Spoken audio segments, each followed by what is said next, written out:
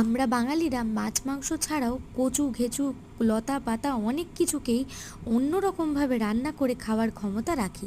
তেমনই একটা সুন্দর জিনিস হচ্ছে এই কলার মোজা। তোমরা জানো ভালো করে যে এই ডান্ডিটা আর পর্দাটা ফেলে দিতে হয়।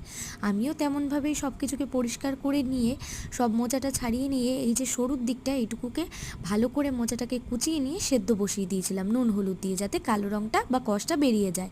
তারপরে চিংড়ি মাছ বেছে নিয়েছি। এবারে কড়াইয়ে সর্ষের তেল দিয়ে শুকনো লঙ্কা তেজপাতা আদা জিরে বাটা ফোড়ন দিয়ে ছোট ছোট করে কেটে রাখা আলু দিয়ে ভালো করে ভেজে ভেজে নিয়ে সেদ্ধ করে রাখা মোচাটা দিয়ে দিলাম।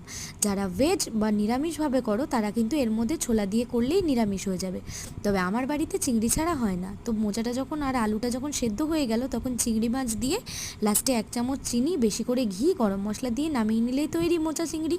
তো রেসিপিটা তোমাদেরও ভালো লাগলে অবশ্যই লাইক করে দিও, আর চ্যানেলটা আমার বেশি বেশি করে সাপোর্ট করো, সাবস্ক্রাইব করে দিও।